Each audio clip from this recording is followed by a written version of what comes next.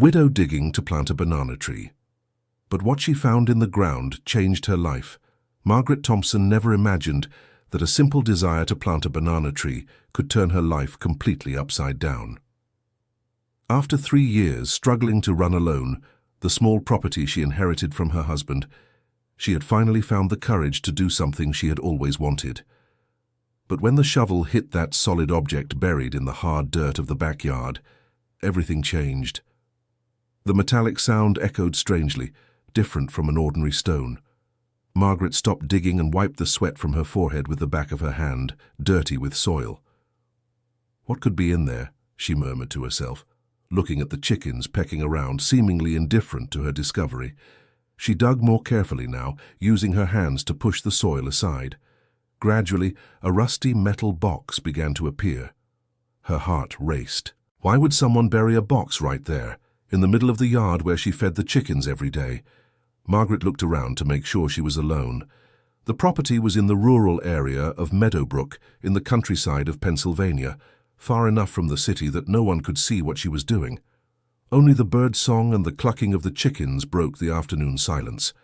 With great effort, she managed to pull the box from the ground. It was heavy and covered in rust, but still sealed tight. Her hands trembled as she tried to open the lid. After a few minutes of forcing it, the lock gave way with a snap. Inside the box were documents protected by plastic, papers yellowed with age, but still legible. Margaret picked up the first document and her legs almost gave out. It was a property deed, but it wasn't in the name of her late husband, Richard Thompson. The name that appeared on the papers was of a company she had never heard of. Pioneer Agricultural Holdings, LLC, she read aloud, confused. The chickens approached curiously, as if sensing the tension in the air. Margaret gently shooed one away and continued examining the documents. There were purchase and sale contracts, payment receipts, and even photos of the property taken years before she and Richard were married. What shocked her most was finding a handwritten letter in her husband's own hand. In the letter, Richard explained that the property had been purchased with money from a partnership he was part of along with other people. He mentioned that, should anything happen to him, she should seek out these people to sort out the situation. Among the names mentioned in the letter, one jumped out at Margaret, Stephen Thompson, her brother-in-law, Richard's younger brother who had always been very kind to her, especially after she was widowed. "It can't be," she whispered, sitting down on the packed dirt floor. Stephen always showed up at the property offering help. He fixed fences, helped with the chickens, brought supplies from the city. Margaret always thought he did it out of kindness because he was family, but now she was beginning to understand that perhaps there were other reasons. She took another document from the box. It was the Articles of Incorporation for that Pioneer Agricultural Holdings. Besides Richard and Stephen, there were 3 more names she didn't know. The contract stated that each partner had an equal right to the company's assets, including rural properties. The discovery was like a punch to the stomach. If those papers were correct, the property she considered rightfully hers didn't belong to her alone. Worse still, she didn't even know a partnership involving her husband existed. Margaret put the documents back in the box and carried everything inside the house. The house was simple, with 3 small bedrooms, a living room, a kitchen, and a bathroom. She and Richard had built that home with a lot of hard work and saving. At least, that's what she had thought until that moment. Sitting at the kitchen table, she opened the box again and examined each paper more carefully. There were bank deposit receipts, all made into the company's account. The amounts were high, far more money than Richard had ever shown he had. One of the receipts caught her attention. It was from just 2 months before Richard's passing, which had happened in a tractor accident on a neighbor's property. The deposit amount was $50,000, a fortune by their standards. Where did Richard get so much money? She wondered aloud. In those days, Richard had said he was helping the neighbor with the harvest to earn some extra money. Margaret remembered thinking it was odd, because he left very early and returned very late, sometimes not even coming home. He said he was sleeping at the neighbor's house to start work earlier the next day. Now she wondered if that was really what he was doing. Dear listener, if you're enjoying the story, please take a moment to like and especially subscribe to the channel. It helps us a lot as we're just starting out, now continuing. The sound of a car coming up the dirt road interrupted her thoughts. Margaret quickly put the documents back in the box and placed everything under the bedroom bed. She didn't know why, but her instinct told her to hide that discovery. Through the window, she saw Stephen's old truck parking in front of the house. He got out of the vehicle carrying bags of groceries and smiled when he saw her at the window. As always, he was being helpful and considerate. "Hi, Margaret. I brought a few things from town for you," he said, approaching the kitchen door. "Hi, Stephen. Thank you, but you didn't have to go to the trouble," she replied, trying to seem normal. Stephen was a 42-year-old man, 5 years younger than Richard. He had the same simple manner as his brother, always wore work clothes and a cap to protect his face from the sun. He worked as a mechanic in town and lived alone in a small house in the center of Meadowbrook. "Of course I did. Your family, Margaret. Richard would be mad at me if I didn't take care of you," he said, placing the bags on the kitchen table. As he organized the groceries, Margaret watched him with new eyes. Was all that an act? Did he know about the documents buried in the backyard? Was he waiting for her to discover them so he could claim his share of the property?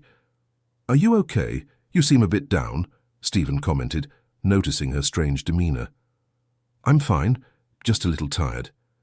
I spent the afternoon digging in the yard. I want to plant a banana tree," she lied. "A banana tree? What a great idea. Richard always said this land is good for fruit trees. Need any help? I can come over this weekend to dig for you." The offer, which would normally be received with gratitude, now sounded suspicious to Margaret. Did he want to dig precisely because he knew something was buried there? "No need, Stephen. I've already started, and I want to finish it myself," she replied, forcing a smile. "You've always been stubborn," he laughed, just like Richard. He didn't like accepting help from anyone either. The mention of her husband made Margaret remember the documents hidden under the bed. She needed to confront Stephen about it, but didn't know how to start the conversation. "Stephen, can I ask you a question?" she said, gathering courage. "Of course, you can ask me anything. Do you know if Richard had any business I didn't know about, some partnership or investment?" Stephen's face changed for a split second. Margaret noticed the change, but he quickly returned to normal. "Why do you ask that?" he wanted to know. "It's just that sometimes I find old papers of his and I get curious. It seems like he had more money than I imagined." "Margaret, you know how private Richard was about these things. He didn't like to talk about money, not even with me, his own brother. But as far as I know, he only had the income from this property here." The answer didn't convince Margaret. Stephen was lying, she was sure of it. The way he averted his gaze, how he hesitated before answering, everything indicated he knew more than he was saying. "And this Pioneer Agricultural Holdings LLC? Have you heard of it?" she ventured. This time his reaction was more evident. Stephen swallowed dryly and took a few seconds to respond. "I've never heard that name. Why are you asking about this? I found some old papers and this name was mentioned. I thought you might know something about it." "Look, Margaret, if I were you, I wouldn't go digging through John's old papers. He's gone, there's no use stirring up the past. What's important is that you're well and have this property to carry on with your life." The suggestion that she shouldn't investigate her husband's past sounded like a warning to Margaret. Why was Stephen so interested in discouraging her? After her brother-in-law left, she returned to the documents with more determination. This time she read each paper with redoubled attention. She discovered that the company had been formed 8 years ago, 3 years before John married her. One of the documents showed that the property where she lived had been purchased by the company for only $30,000, much less than it was worth at the time. The seller was a man named George Harrison, whom she had never heard of. There were also bank statements from the company's account. The transactions showed constant deposits and withdrawals of money, always in high amounts. The last transaction had been made just 1 week before John's accident. Margaret realized she needed more information. She decided that the next day she would go to the county clerk's office in town to research the property and this company. She also needed to find the other partners mentioned in the documents. That night, she could barely sleep. Her mind was buzzing with unanswered questions. How could John have hidden something like this from her? Why was Stephen lying? What else didn't she know about the life she thought she knew so well? The next morning, Margaret woke up determined. She fed the chickens, checked the small vegetable garden she kept in the backyard of the house, and got ready to go to town. She put the most important documents in a folder and took the bus to Meadowbrook. The county clerk's office was on the town's main street. Margaret explained to the clerk that she wanted to research her property and a company. The woman, friendly and helpful, helped her find the records. The first surprise was discovering that the property was indeed registered in the name of Pioneer Agricultural Holdings LLC, not in John's name as she had always thought. The record showed that the property had been purchased 8 years ago for the sum of $30,000. "That's strange," commented the clerk. "Usually when someone lives on a property, the deed is in the person's name, not a company's." "Yes, I thought it was strange too. Can I see who the partners of this company are?" The clerk checked the system and showed the data to Margaret. Besides Richard Thompson and Stephen Thompson, there were 3 other names: Daniel Foster Williams, Robert Mitchell, and George Harrison. Margaret wrote down all the names. George Harrison was the same one who had sold the property to the company. That meant he had sold the land only to later become a partner in the business. It was a very strange situation. "Do you know these people?" asked the clerk. "I know Stephen, he's my brother-in-law. The others I've never heard of. Is there a way to find out where they live? I can check the addresses on file, but they might be outdated." The addresses showed that Daniel Foster Williams lived right in Meadowbrook, on a street in the New Haven district neighborhood. Robert Mitchell had an address in Lancaster, a neighboring city. George Harrison lived on a farm in the rural area. Margaret decided to look for Daniel first, since he lived in the city itself. The New Haven district was about a 20-minute walk from downtown. It was a neighborhood of simple houses where the city's working class lived. The address led Margaret to a small house with a well-kept garden in front. She knocked on the gate, and a middle-aged woman answered. "Good morning, I'm looking for Daniel Foster Williams," said Margaret. "I'm the one speaking with him, but Daniel passed away 2 years ago. I'm his widow, Dorothy. How can I help you?" The news was a shock to Margaret. Another partner from the company who had already passed, just like Richard. "Sorry to bother you, Mrs. Dorothy. I'm Margaret Thompson, widow of Richard Thompson. I found some documents that show my husband and your Daniel were partners in a company. Did you know about that?" Dorothy invited Margaret in and offered coffee. The house was modest, but very clean and organized. On the walls were pictures of Daniel from different times in his life. "Of course I knew about the company," said Dorothy. "Daniel always talked about this partnership with other men to buy land. He said they were going to make a lot of money from it." "And did they?" "At first, yes. Daniel always brought money home, more than he earned from his regular job. But then the problems started." "What problems?" Dorothy took a deep breath before answering. "Daniel started getting worried about the company's business. He said they were doing things that weren't right. He wanted to leave the company, but the other partners wouldn't let him." "Do you remember what kind of things he thought were wrong?" "He never really told me. He only said it started as an honest business of buying and selling land, but then it turned into something else." "Daniel was an honest man, Mrs. Margaret. If he was worried, it was for a reason." Margaret felt a chill in her stomach. Could Richard have been involved in dishonest business? Was that why he hid everything from her?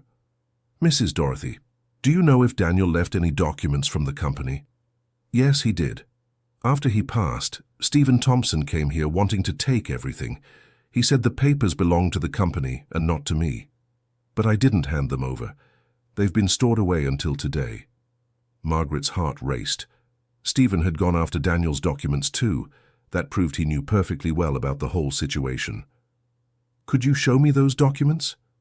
"Yes, I can. After Daniel left, I was alone and afraid.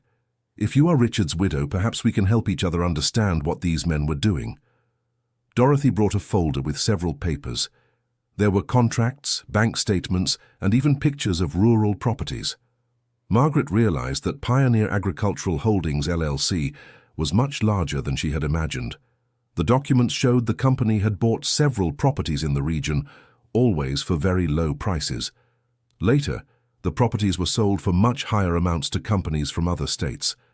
"This looks like money laundering," said Margaret without thinking. "That's exactly what Daniel suspected," exclaimed Dorothy.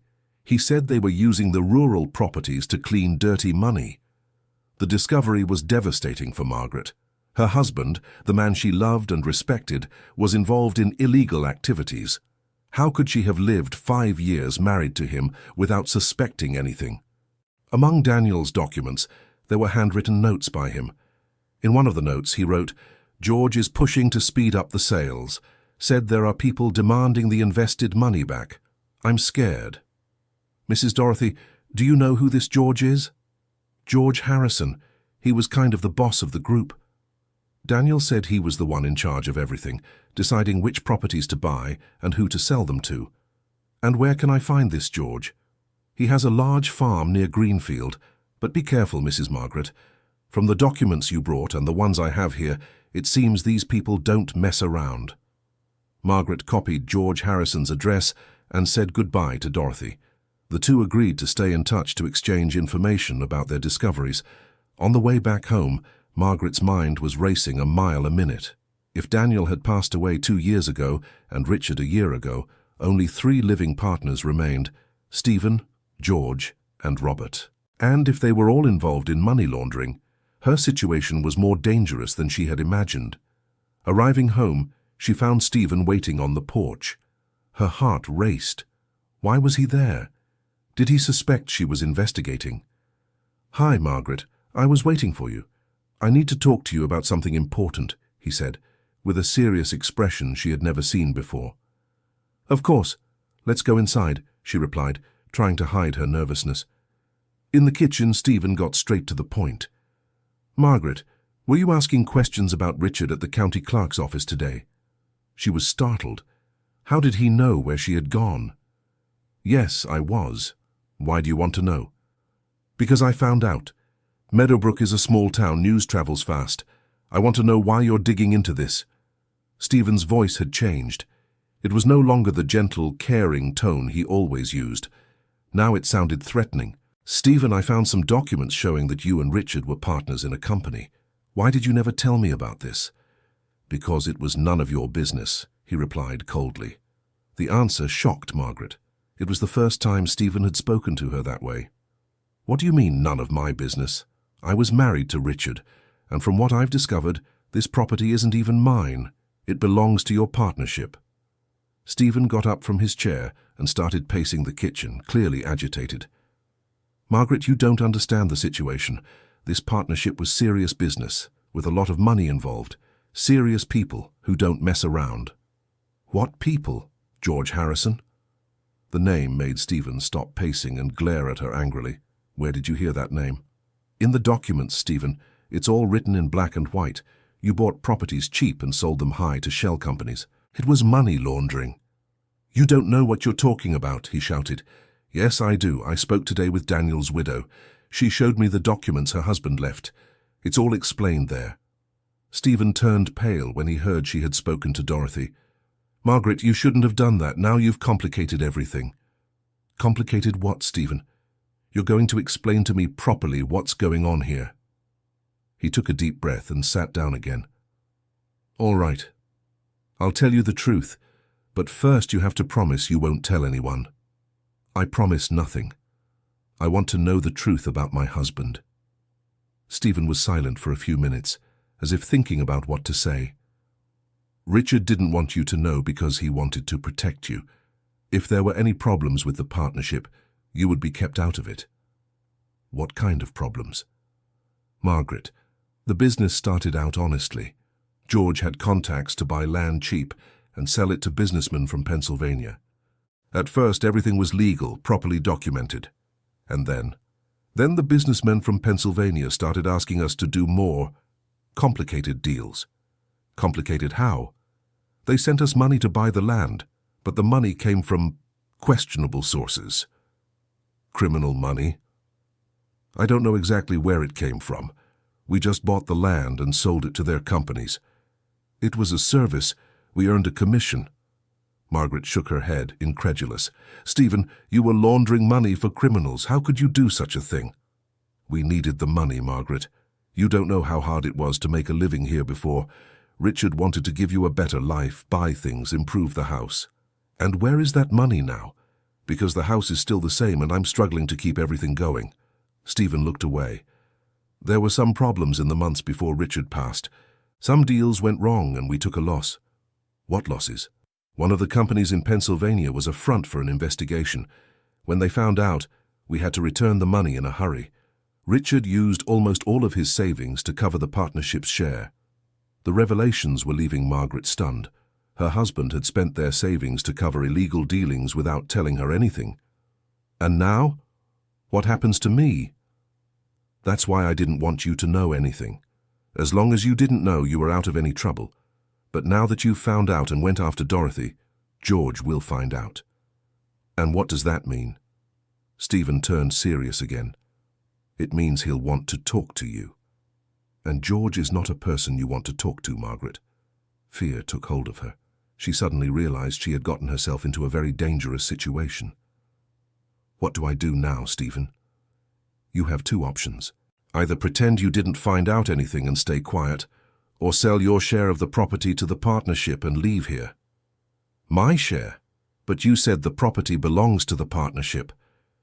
Yes, but since you were married to Richard, you're entitled to his share. Legally, you became a partner in his place. The information brought a momentary relief to Margaret. At least she had rights to the property where she lived.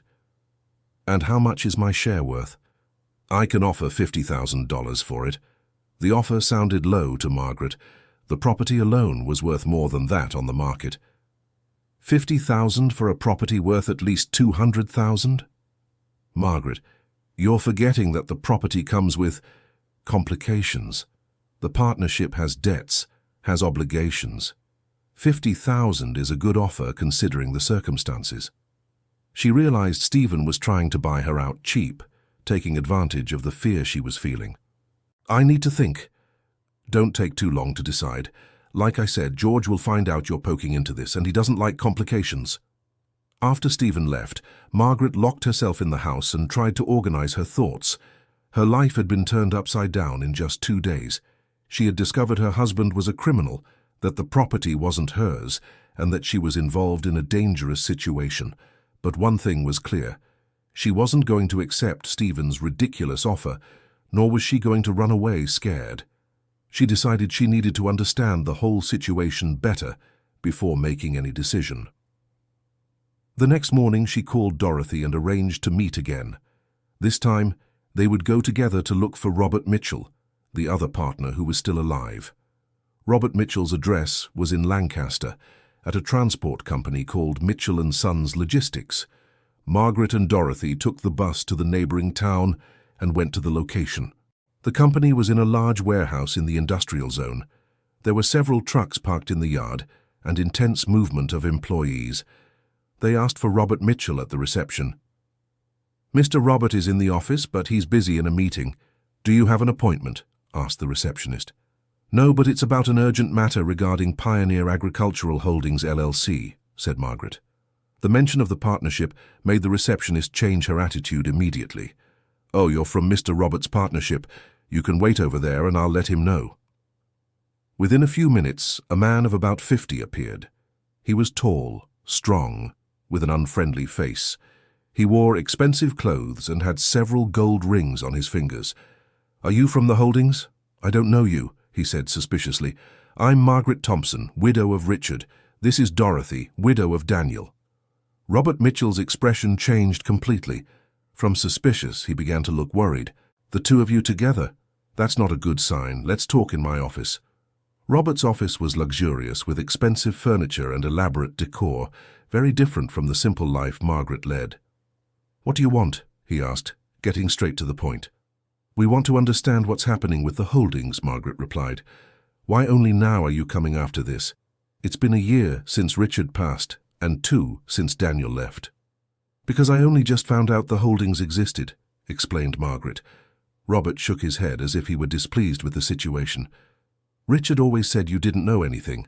I warned him this would cause trouble sooner or later. What trouble? Look, I'll be frank with you. The Holdings are in a complicated situation. We have heavy debts and commitments that need to be met. What kind of commitments? You know how our business was, right? We bought land for third parties, people who couldn't appear as direct buyers. Criminals, said Dorothy. I prefer to call them discreet investors, corrected Robert. The problem is that some of these investors want their money back, and we have no way to return it. Why? Because we invested the money in properties we can't sell. The rural real estate market plummeted, and we're stuck with several parcels of land. Margaret began to understand the scale of the problem. The holdings owed money to criminals and had no way to pay. And what is my situation in all this?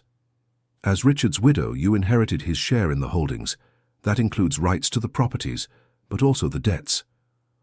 How much debt? The portion corresponding to Richard is approximately $300,000. The number made Margaret feel as if she'd been punched in the stomach.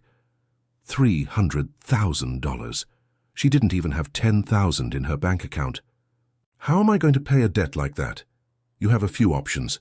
You can sell your share of the property where you live to the holdings and use the money to cover part of the debt, or you can negotiate with the creditors to pay in installments.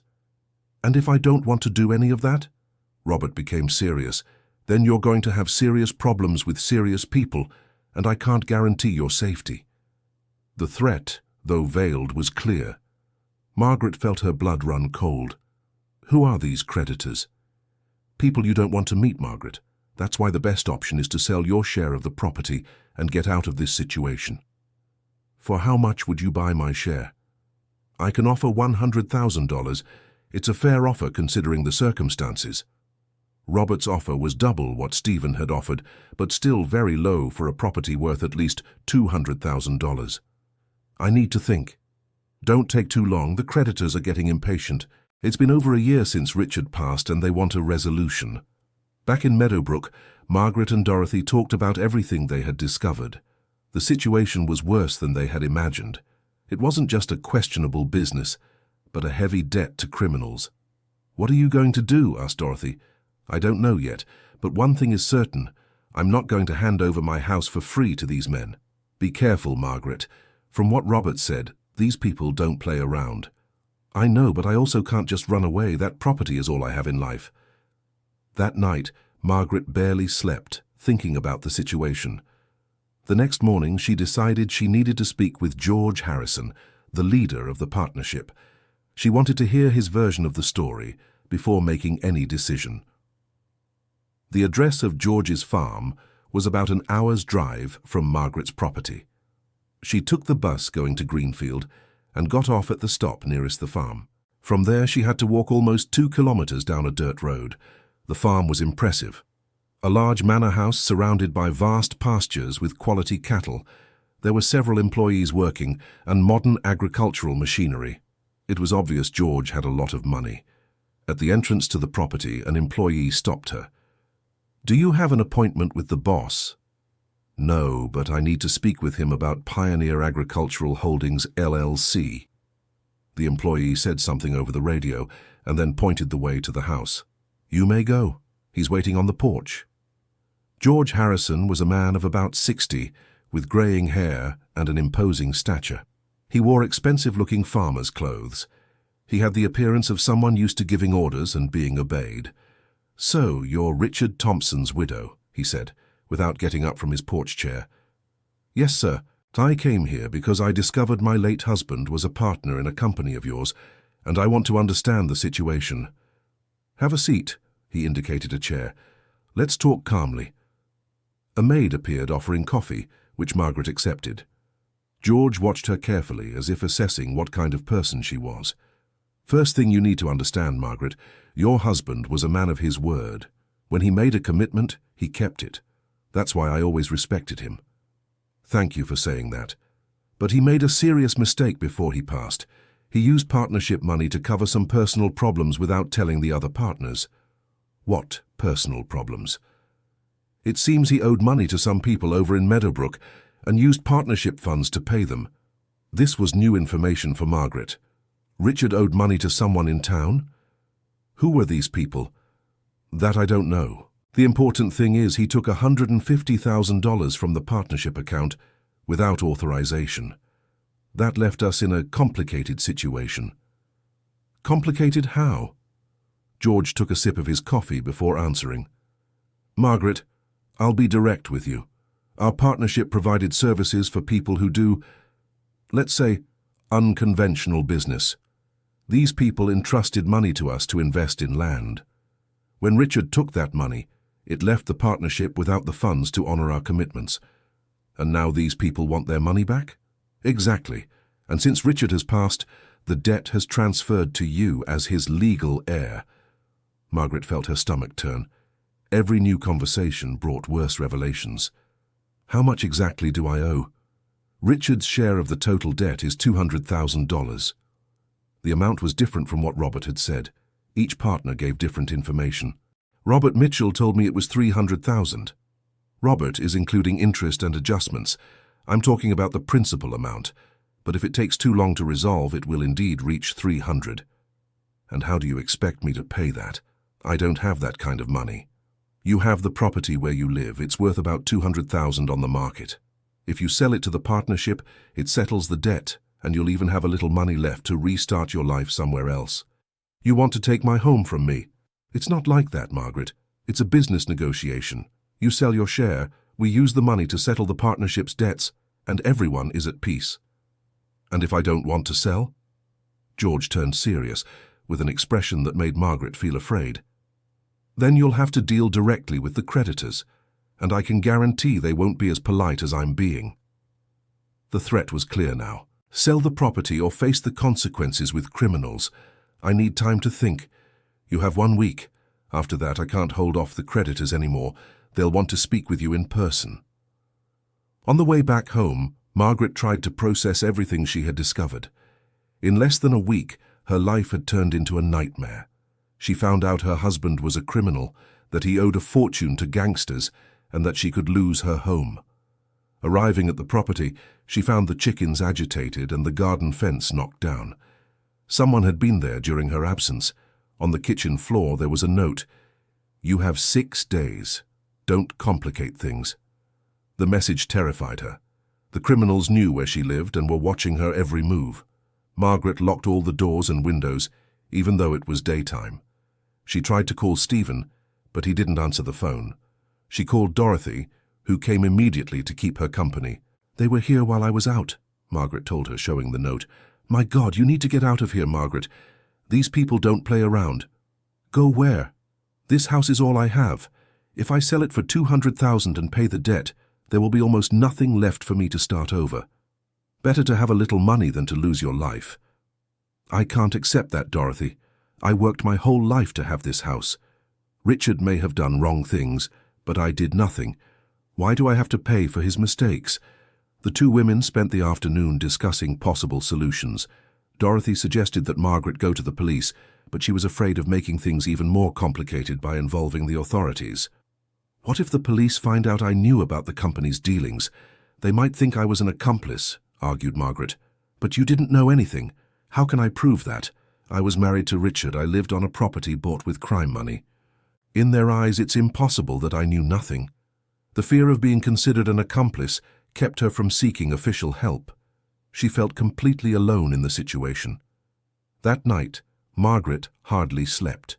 Every noise outside made her jump out of bed to check if someone was trying to get in. Dorothy stayed to keep her company, but she was also scared. The next morning, Stephen finally answered her call. "Margaret, I heard you went to talk to George. What kind of madness was that?" "I needed to know the truth about the debt." "Now you got what you wanted. Are you satisfied?" "The creditors know you exist and are demanding payment." "Stephen, can you help me?" "How?" "Lend me the money to pay off the debt. Then I'll sell the property and pay you back." $200,000? Are you crazy? I don't have that kind of money." "But you're a partner in the company too. Why don't you owe anything?" "Because I fulfilled my part of the commitments." "You're paying for Richard's irresponsibility." The answer outraged Margaret. Stephen was shirking any responsibility and leaving her alone to face the consequences. "So you won't help me?" "The only help I can give is to buy your share of the property. I'll offer $80,000. It's the most I can pay." $80,000 for a property worth $200,000. That's robbery. "Margaret, you're in a delicate situation. $80,000 is better than nothing." She hung up the phone, furious. All the men in the company were trying to take advantage of her desperation to buy her property at a ridiculous price. Dear listener, if you're enjoying the story, please take a moment to like and especially subscribe to the channel. It helps us a lot as we're just starting out. Now, continuing. Margaret spent the rest of the morning walking around the property, trying to find a solution. She watched the chickens pecking freely, the vegetable garden she had planted herself, the simple but cozy house she and Richard had built together. That's when she had an idea. If the property was registered under the company's name but she was entitled to Richard's share, why couldn't she sell her share to someone outside the company? She called Dorothy and shared the idea. Do you think anyone would buy my share knowing about the company's problems? It depends on the price. If you sell cheap enough, a buyer always shows up. But if I sell to a stranger, what happens to the house? I can't keep living on a property that's no longer mine. You could negotiate to keep living there by paying rent, or you could use the money to buy another place. The idea gave Margaret hope. She decided to look for a real estate agent in Meadowbrook to evaluate her options. The agent, a middle-aged man named Howard, received her in his downtown office. Margaret explained the situation, omitting the details about the company's criminal dealings. So you are entitled to a share of a rural property, but need to sell quickly for personal reasons, Howard summarized. That's right. How much would someone pay for a 20% share in a property worth $200,000? 20% of $200,000 is $40,000. But if the property has legal issues like being held in a partnership, the value is lower. I'd say about $30,000 at most. The amount was discouraging. Even selling her share, Margaret wouldn't be able to pay off the $200,000 debt. What if I sold the entire property? Am I entitled to do that? It depends on the partnership agreement. If all partners agree, it's possible to sell. But if one partner disagrees, the sale is blocked. Margaret realized she was in a perfect trap. She couldn't sell the entire property without the other partner's authorization, and they would only agree if she sold it to them at a low price. Leaving the agent's office, she felt more discouraged than ever. There seemed to be no way out of her situation. On the way to the bus stop, she stopped at a diner for a coffee and to think. That's when she overheard a conversation at the next table that caught her attention. Two men were discussing investments in rural properties. One of them said he was looking for land in the region to expand his agricultural business. Margaret gathered her courage and approached them. Excuse the interruption, but I heard you talking about buying land. I have a rural property for sale. The men invited her to sit down. The older one, who introduced himself as Walter Bennett, seemed interested. What kind of property do you have? It's 15 acres in a rural zone, with a house, a barn, a chicken coop and a vegetable garden. Good land for farming or livestock? And why are you selling? Margaret invented a story about needing to move to care for a sick relative in another city. How much do you want for the property? $150,000, she ventured. Walter considered the offer. Can I take a look at the property tomorrow? If everything is as you say, I can make an offer. Margaret scheduled the meeting but left the diner worried. How was she going to show the property to a buyer if she didn't have the legal right to sell it alone? At home, she called a lawyer to clarify her legal doubts. The lawyer, Attorney Patterson, spoke to her on the phone. Mrs. Thompson, if the property is registered under a company's name and you are the heir of a deceased partner, you are entitled to the share corresponding to your husband. But to sell the entire property, you need the agreement of the other partners. And if I want to sell only my share, that is possible, but the buyer would become a minority partner in a company you said has problems. Hardly anyone would accept that. So I'm in a dead end? Not necessarily. You can propose to the other partners the dissolution of the partnership. If they agree, each one takes their share of the assets and can do as they wish. The attorney's suggestion gave Margaret a new perspective. If she could convince the other partners to dissolve the partnership, she could have her share of the property free of commitments. She called Stephen and proposed the idea. Dissolve the partnership? Are you crazy? That would complicate everything with the creditors. Why? Because as long as the partnership exists, the creditors collect from the company. If it's dissolved, they will go after each partner individually. But each would only pay their share of the debt. Margaret, you don't understand. The creditors don't care about dividing the debt. They want the full amount, and they go after whoever has the means to pay. Stephen's explanation made Margaret realize that dissolving the partnership could even worsen her situation. If the other partners had no money, the creditors would come after her alone. That night, she almost gave up fighting. It seemed like all roads led to the same outcome, losing the property for an unfair price. But the next morning, when she went to feed the chickens, she remembered how hard she had fought to build that life. After she married Richard, they worked together to improve the property. She planted the vegetable garden with her own hands, raised the chickens from chicks, painted the entire house by herself. She wasn't going to give up without fighting to the end. She decided to keep the meeting with Walter Bennett and show him the property. Perhaps there was a way to negotiate that she hadn't thought of yet. Walter arrived at the agreed time, accompanied by another man who introduced himself as his partner, Kenneth. They walked the entire property, examining the land, the facilities, and the house. "The property is in good condition," Walter commented, "but I need to see the documentation before making any offer."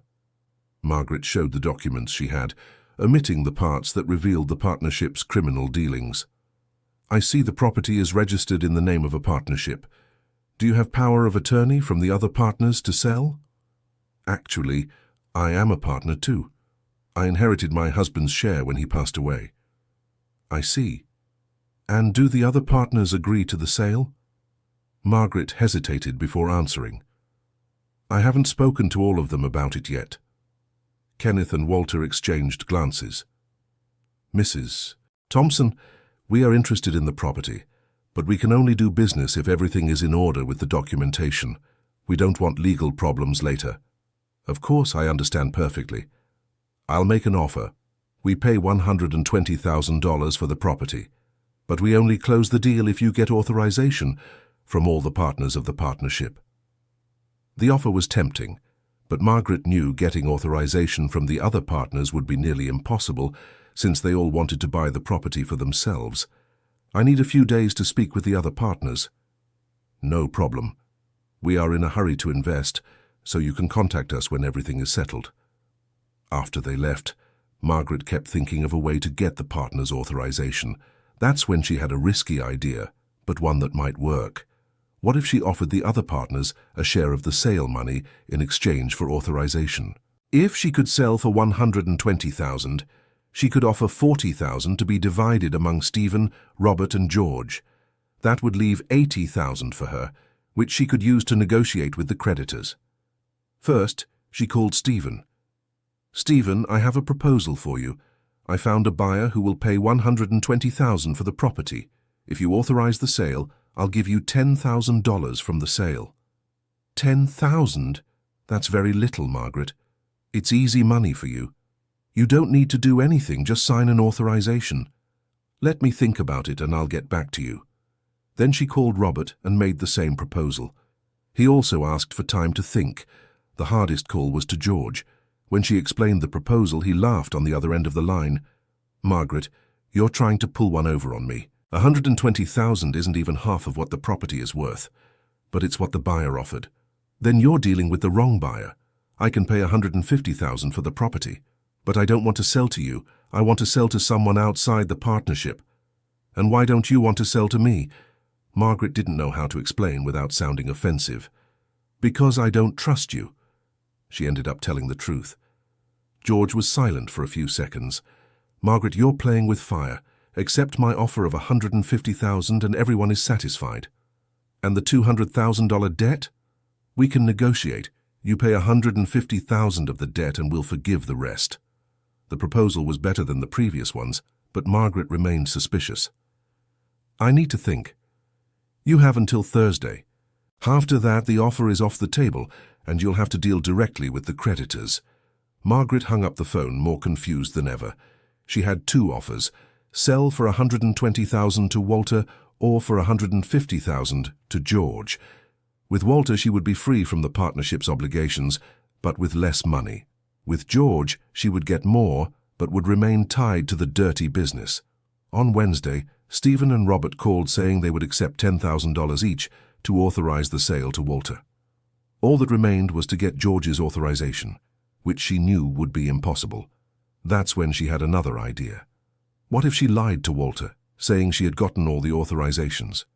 She could forge George's signature on the authorization and hope he wouldn't find out until the sale was completed. The idea was dangerous and illegal, but Margaret was desperate. She decided to try. She forged a sales authorization with George's signature and called Walter. "I got the authorizations from all the partners. We can close the deal whenever you want." "Perfect. We can close tomorrow. Let's go to the notary's office in the afternoon to do the transfer." Margaret spent a sleepless night, nervous about what she had done. Forging a document was a crime, but she saw no other way out. On Thursday morning, she was getting ready to go to the notary's office when George showed up at the property. "I came to get your final answer," he said, getting out of the car. Margaret's heart raced. If he discovered she had forged his signature, she was lost. "Actually, I decided to accept your proposal," she lied. "Great. I brought the papers for you to sign. We can settle everything right now." George had brought a pre-filled purchase and sale contract. Margaret realized he was prepared to close the deal right then and there. "I can't sign now." "Can't sign. I have an appointment in town." "What appointment?" "I'm going to the bank to take care of some things." George looked at her suspiciously. "Margaret, are you hiding something from me?" "I'm not hiding anything. I just need to go to town first." "Then I'll come with you. We can stop by the bank and then go to the notary's office to do the transfer." Margaret panicked. If she went to the notary's office with George and he discovered she had tried to sell to another buyer, the consequences would be terrible. "Actually, I changed my mind. I don't want to sell the property anymore." George's expression changed completely. "What do you mean you changed your mind?" "I decided I'm going to try to negotiate directly with the creditors. Maybe they'll accept an installment plan." "Margaret, you don't know who you're dealing with. These men don't accept installment plans. They want the money up front." "Then I'll try to get a loan from the bank." No bank is going to lend $200,000 to a widow with no guaranteed income. George was right, but Margaret continued pretending she didn't want to sell. "Anyway, I'm not selling the property today. I need more time to think." George stood up from the chair where he was sitting and walked until he was very close to her. "Margaret, I'm going to tell you for the last time. Either you sell this property to me today, or the creditors come to take what's theirs, and I can't guarantee they'll be as polite as I'm being." His tone was clearly threatening. Margaret felt afraid, but she couldn't back down now. "I'm not selling today." George was silent for a few seconds, staring at her angrily. "Fine, you want to do this the hard way, we'll do it the hard way, but don't say I didn't warn you." He left the house and drove away, making the car's tires screech on the way out. Margaret stood frozen for a few minutes, trying to process what had just happened. Then she hurried to get ready and went to town to meet Walter. At the notary's office, she tried to hide her nervousness as the documents were examined. The notary checked all the signatures and authorizations. "Everything is in order," said the notary. "We can proceed with the transfer." Margaret signed the papers with trembling hands. Walter paid the $120,000 in cash, as they had agreed. For the first time in weeks, she had money to face the creditors. But as she was leaving the notary's office, she received a call from George. "Margaret, I heard you sold the property to another buyer. That's betrayal." "How did you find out?" "Meadowbrook is a small town. News travels fast, and forging my signature is a crime, you know." Margaret's blood ran cold. He had discovered everything. "George, I can explain." "You don't need to explain anything. You deceived me and made a fool of me. Now you'll pay the consequences." "Look, I have the money from the sale here. I can use it to pay off part of the debt. Now it's too late for that. You chose to stand up to me, so we'll see this through to the end." George hung up the phone. Margaret stood still on the sidewalk in front of the notary's office, terrified of what might happen. She caught the bus back home, but noticed a car was following her. When the bus stopped near her property, the car also stopped. Two men got out of the car and followed her onto the property. Margaret tried to run, but they were faster. "Are you Margaret Thompson?" asked one of them. "Yes, I am." "We're here at the request of your George. He said you have a debt to settle." "I have the money right here," she said, showing the bag with the sale money. "How much is in there?" $120,000. The men looked at each other. "That's not enough. The debt is $200,000, but it's all I have right now." "Then you'll have to come up with the rest." "How? I just sold my property to get this money." "That's your problem. Your George said if you didn't pay everything by the end of the week, there would be consequences." The men left, leaving Margaret in total panic. She had the sale money, but it wasn't enough to settle the debt. And now she had nowhere to live, since she had sold the property. That night, she slept at Dorothy's house, who took her in without asking questions. The two talked late into the night about possible solutions. "Margaret, you need to leave town. Take this money and get far away from here. And abandon everything. My whole life is here." "Your life won't be worth anything if you stay. These people don't play around, Margaret." The next day, Margaret woke up determined. She wasn't going to flee town like a criminal. She was going to use the $120,000 to negotiate with the creditors and try to reach an agreement. She called George and proposed a meeting. "Want to negotiate now?" he mocked. "Yesterday, you were all brave, deceiving me and forging my signature." "George, I have $120,000 in cash. It's a considerable amount. We can negotiate a settlement of the debt. 200,000 or nothing." "I don't have 200,000. I just sold everything I had to get this 120,000. "Then you'll have to get the rest somewhere else." "Where? How? That's your problem, not mine." Margaret realized George was not interested in a fair negotiation.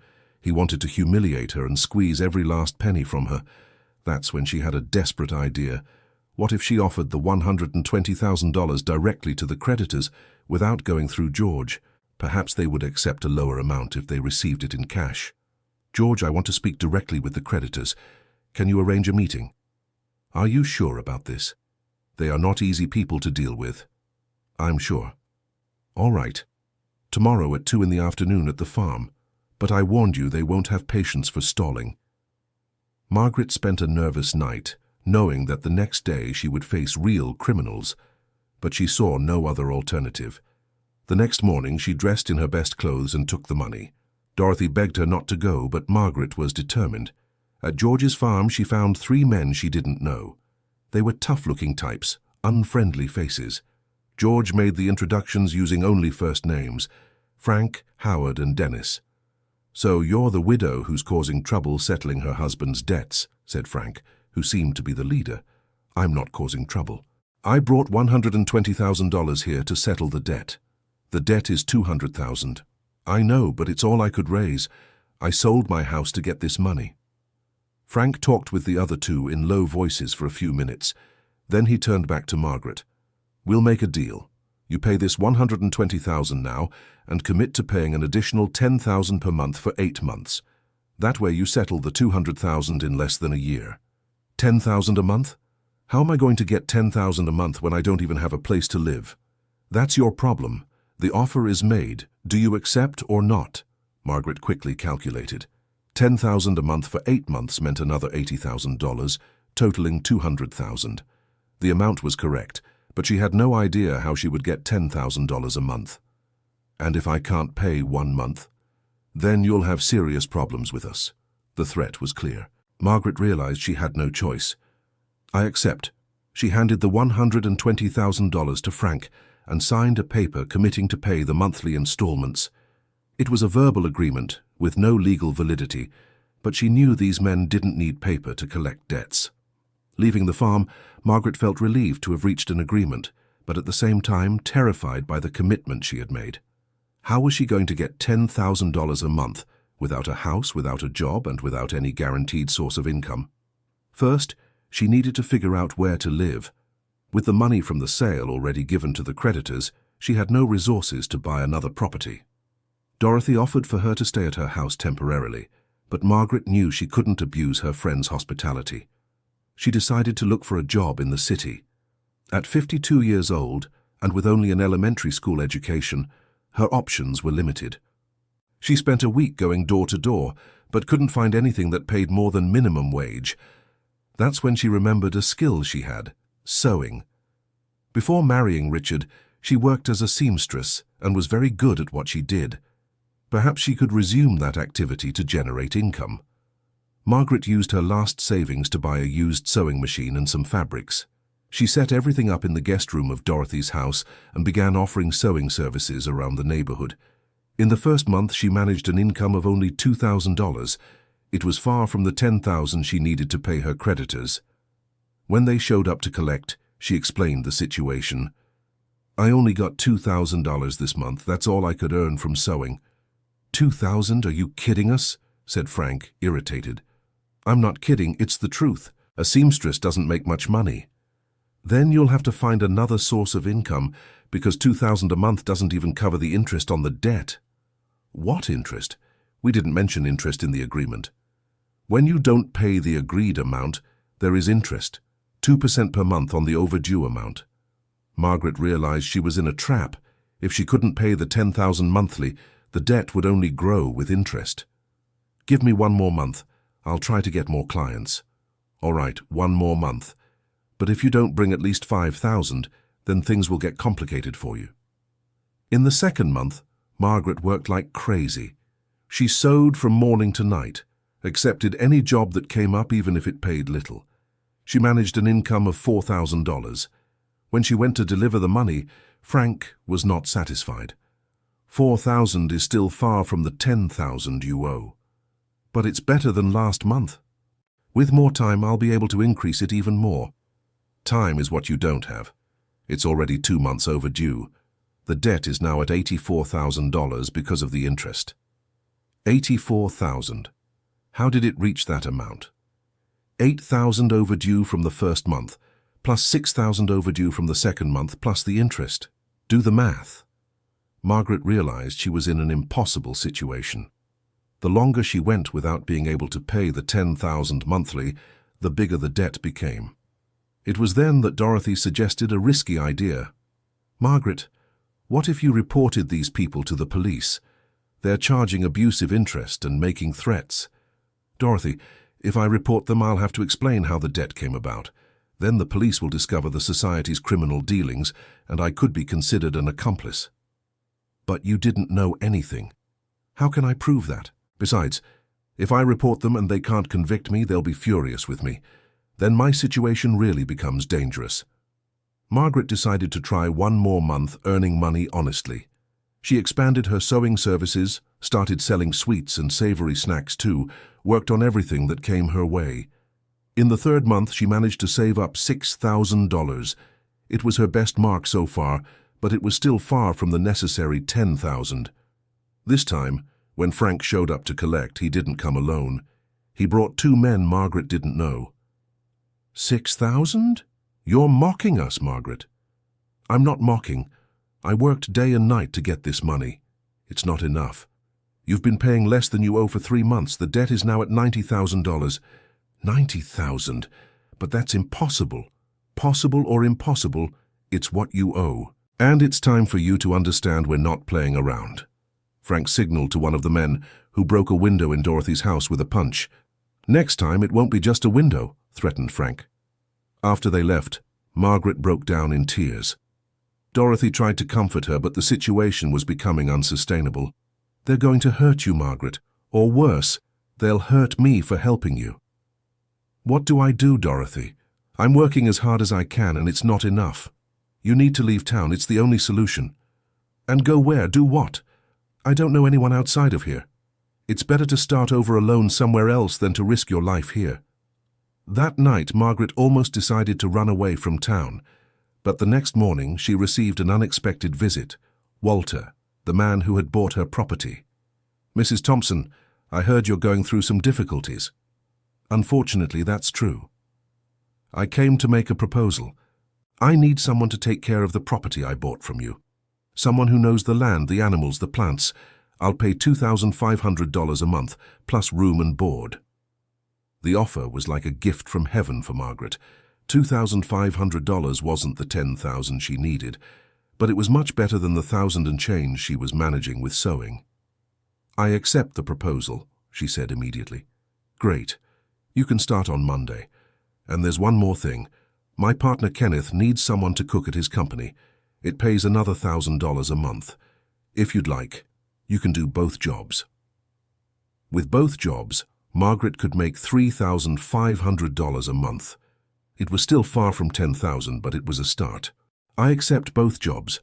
By the fourth month, she managed to save $5,000, $3,500 from the jobs with Walter and Kenneth, plus another $1,500 she still earned doing sewing in her spare time.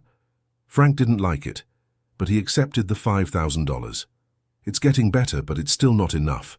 The debt is now at $88,000. How $88,000? I paid $5,000. Yes, but the interest on the overdue amount keeps accruing. You need to get at least $8,000 per month to really start reducing the debt. Margaret realized she was in a race against time. She urgently needed to increase her income, or the debt would keep growing. That's when she had an idea. What if she started a small business on the property she now managed? Walter had said she had the freedom to make improvements, as long as it didn't interfere with the main work. She proposed to Walter the idea of setting up a small free-range chicken farm to sell eggs in town. Good idea, Walter approved. I can lend you the money to buy the chickens, and you can pay me back from the profits. With 20 free-range chickens, Margaret managed an extra income of $800 a month selling fresh eggs in town. In the fifth month, she handed over $5,800 to Frank. It's getting better, he commented, but the debt is still at $85,000. At least it stopped growing so much. Yeah, but you need to speed up the payments. Our bosses are getting impatient. Margaret decided to expand the chicken business. She borrowed from Walter and Kenneth and bought 30 more chickens. Now she had 50 chickens producing eggs.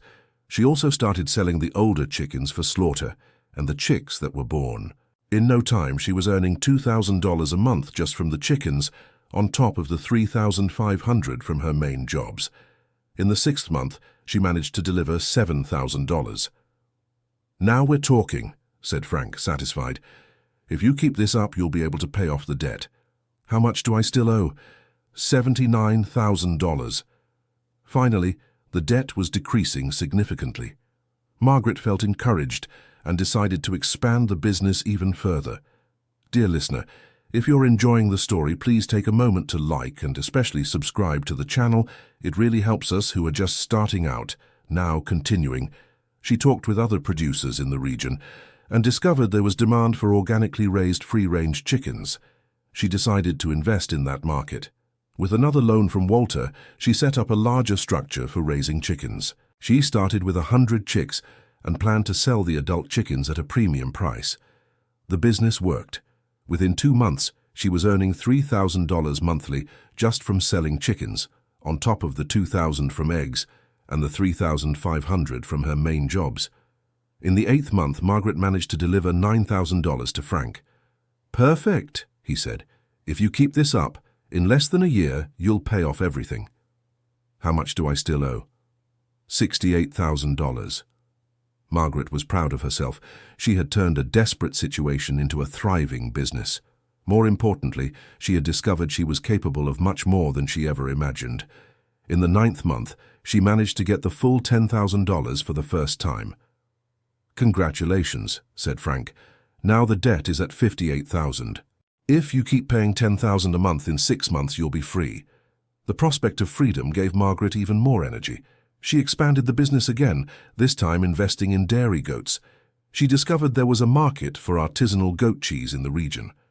With the help of a neighbor who knew about the subject, she learned to make cheeses and started selling to restaurants in the city. In no time, she was earning an additional $15,000 a month from all her businesses combined. She could pay the $10,000 for the debt and still had money left over to reinvest and improve her quality of life. In the 15th month since she had taken on the debt, Margaret made her final payment to Frank. Congratulations, Margaret, you've paid it all off. You can rest easy. Our business is concluded here. Thank you, she said, relieved. And can I say something? You impressed me. When I met you, I thought you were just another desperate widow, but you showed determination and intelligence in solving your problems. The compliment from Frank, coming from someone who had threatened her so many times, had a special taste for Margaret. Free from debt, she could finally relax and plan for the future. Her businesses were thriving. She had a monthly income of $15,000, and she had discovered a talent for entrepreneurship she never knew she possessed. Walter, impressed with her success, proposed an official partnership. "Margaret, how about we become real partners? You take 60% of the business and I take 40%. After all, the success is much more yours than mine." 60% of the property that was mine? Exactly. And with the profits we're making in 2 years, you can buy my share too and own everything again. The proposal was tempting. Margaret accepted and became the majority partner in the business she had created on the property that was once hers. 2 years later, she bought Walter's share and once again became the owner of the property where she had lived with Richard. But now it was a very different property, modern, prosperous, with various businesses running. She hired employees to help with operations and became a respected businesswoman in the region. Her story of overcoming adversity became an example for other women in difficulty. Margaret never heard news from Stephen, Robert, or George again. She preferred it that way. The past was buried along with the secrets that had almost destroyed her life. Dorothy became her partner in some businesses, and the two built a solid friendship based on jointly overcoming adversity. 5 years after the discovery of the buried box, Margaret was on the same property where it all began, but now as a completely different woman, strong, independent, and prosperous. She never planted the banana tree that motivated the initial excavation. In its place, she planted an organic garden that became one of the main attractions of her businesses. Customers came from far away to buy vegetables grown by her. The house had been renovated and expanded. What was once a simple home transformed into a modern business headquarters that still maintained its rural charm. The chickens, which were once just for personal consumption, now numbered in the hundreds, raised in an organic production system that attracted buyers from the entire region. Margaret had discovered that her true calling was not just being a rural homemaker, but a born entrepreneur that had been dormant within her. The painful experience with her husband's lies and the fight against criminal creditors had awakened in her a strength she didn't even know she possessed. Today, she gives talks to women's groups about rural entrepreneurship and personal overcoming. Her story inspires other widows and women in difficult situations to discover their own inner strength. "Sometimes life presents us with situations that seem impossible to overcome," she often says in her talks. "But these situations are disguised opportunities for us to discover what we are truly capable of." Margaret transformed the property into a practical school for sustainable agriculture, where she teaches organic techniques to small producers in the region. The spot where she dug looking to plant a banana tree and found the documents that changed her life became a special garden, with a plaque that reads, "A new story began here." She never married again, preferring to focus on her business and helping other women. But she didn't close the doors to love, remaining open to the possibilities life might bring. Most importantly, Margaret discovered that true security doesn't come from having a provider husband or inheriting family assets, but from developing one's own ability to create, innovate, and prosper. The rusty box she found that sunny day is still kept in her house, now empty, as a reminder that the secrets of the past can be painful, but they can also be the starting point for a better future. Her businesses continued to grow. Besides animal husbandry and organic production, she developed a rural tourism project, receiving visitors who want to learn about sustainable farming practices. The property became a regional reference as an example that it is possible to combine productivity, sustainability, and social responsibility. Margaret created a fund to help other women in situations similar to what she experienced, widows with financial difficulties who want to start a business in the countryside. "No one needs to be a victim of circumstances forever," she often says. "There is always a way out, even when it seems there isn't." Her story spread beyond the borders of Meadowbrook. She was invited to share her experience at universities, rural producer associations, and television programs about entrepreneurship. But Margaret never forgot her humble origins and the importance of the people who helped her along the way. Walter continued to be a close friend and informal consultant for her businesses.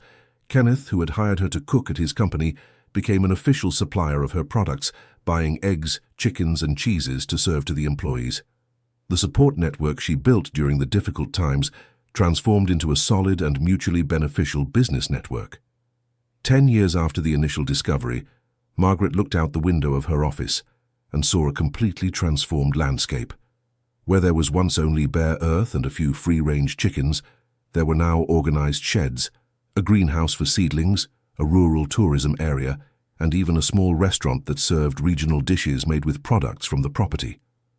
She had employed more than 20 people from the local community, contributing significantly to the region's economy. The restaurant became a meeting point for rural producers to exchange experiences and close deals. Margaret was proud of having created not just a company but a rural development center. Her story became a case study in management courses, exemplifying how to turn a personal crisis into a business opportunity. But for Margaret, the greatest success wasn't in the financial numbers, but in the personal transformation she had experienced. From a dependent and frightened woman, she became a respected community leader and a successful businesswoman. The shy girl who had married young and always lived in her husband's shadow discovered she had the ability to build her own empire. Today, when Margaret passes by the spot where she found the buried box, she smiles, remembering the fear she felt in that moment. What seemed to be the end of her stability revealed itself as the beginning of her true fulfillment. She keeps a journal where she records the lessons learned along the journey, planning one day to turn these reflections into a book to inspire other women. Life has a mysterious way of presenting us with exactly the challenges we need to discover our true strength, she wrote in one of her latest entries. At 62, Margaret Thompson considers herself a fulfilled woman, not because she inherited something from someone, but because she built something with her own hands and her own determination. The property where she lives is now far more valuable than it was when it belonged to her late husband's criminal enterprise. But the real value isn't in the money, but in the satisfaction of knowing that every brick, every plant, and every animal there represents her ability to overcome adversity. The chickens that were once mere survivors scratching the dirt yard are now part of an award-winning organic farming project that serves as a model for other producers. The vegetable garden she planted with her own hands has transformed into a modern greenhouse that produces healthy food for hundreds of families in the region. The simple house where she lived through moments of terror, wondering how to pay criminal creditors, is now the headquarters of a company that earns millions per year. But Margaret never lost her humility, nor her compassion for those going through difficulties similar to what she faced.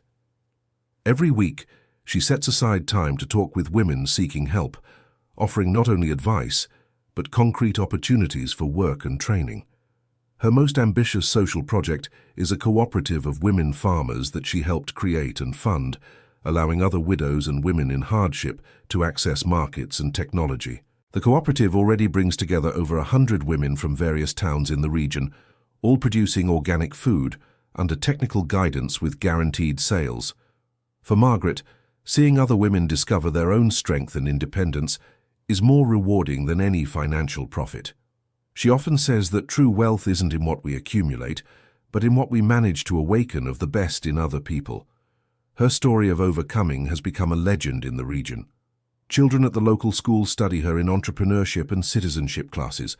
The mayor of Meadowbrook declared the day she paid off the debt to the creditors as Municipal Women's Overcoming Day, a date celebrated annually with lectures and activities encouraging female entrepreneurship. Margaret accepts all these honors with gratitude, but always makes a point of remembering that her story is neither unique nor special. Every woman has within her the capacity to overcome any adversity, she often says. Sometimes we just need a crisis to discover it. She stays in touch with other women who have been through similar situations, forming an informal network of support and exchange of experiences that extends across several states. Through social media and in-person meetings, these women share business strategies, tips for personal overcoming, and, most importantly, the certainty that none of them is alone in their struggles. Margaret has become a sort of unofficial mentor to hundreds of women who found in her the inspiration to rebuild their own lives. She personally responds to messages from women across the country seeking guidance on how to turn crises into opportunities. Her office on the farm has become an informal support center for women looking for advice on entrepreneurship, personal growth, and rebuilding their lives. Despite all her success, Margaret has never forgotten the importance of simplicity and gratitude for life's small pleasures. She still wakes up early to personally feed her favorite chickens, maintaining a connection to the rural activities that saved her during the toughest times. Every day before starting work, she takes a walk around the property, observing the growth of the plants and the well-being of the animals. This daily routine keeps her connected to her roots and constantly reminds her of where she came from and where she wants to go. Margaret has developed a life philosophy based on gratitude, determination, and solidarity that she shares in every talk she gives. Life's most difficult moments are not punishments, she often teaches. They are opportunities to discover who we really are when we take off all our masks. Her property has become a must-visit destination for students of farm management, researchers of solidarity economics, and journalists interested in stories of overcoming adversity. She welcomes these visitors with pleasure, always willing to share her experiences and lessons learned. The place where it all began, the small hole where she tried to plant a banana tree, is now marked by a stone with the inscription, "Here a new Margaret was born." She makes a point of taking all visitors to this spot and telling in detail how a frightening discovery became the first step in a journey of transformation. The rusty box that contained the incriminating documents is displayed in her office, not as a trophy, but as a reminder that even the most disturbing discoveries can lead to positive outcomes. Margaret has turned her personal story into a tool of inspiration and education for others, especially women in vulnerable situations. She created a non-profit institute dedicated to the economic empowerment of women in rural areas, offering courses, microcredit, and technical support.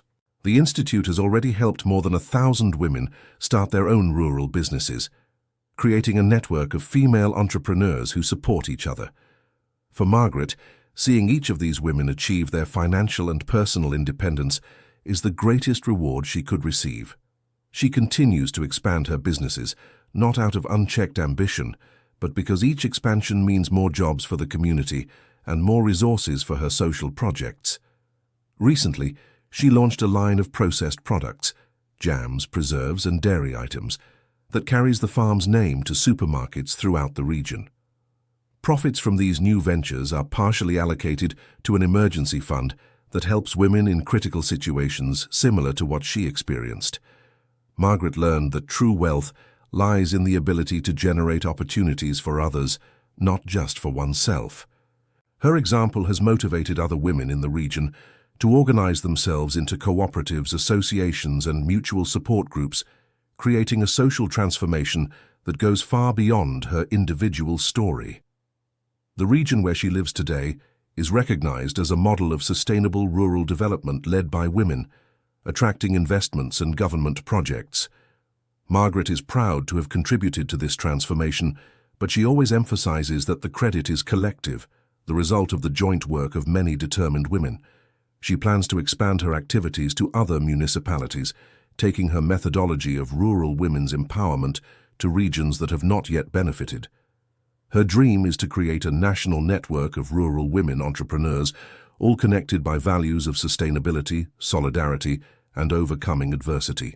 At 70 years old, Margaret Thompson intends to leave as a legacy not just a prosperous company, but a social transformation movement that continues to impact future generations. She believes her story shows that no situation is impossible to overcome when one has determination, creativity, and the support of people who believe in our potential. The woman who once dug into the hard earth trying to plant a simple banana tree discovered she was actually planting the seeds of a transformation that would change not only her life, but the lives of hundreds of other women. Today, when Margaret looks back, she feels no anger or resentment toward her late husband or the other members of the criminal enterprise.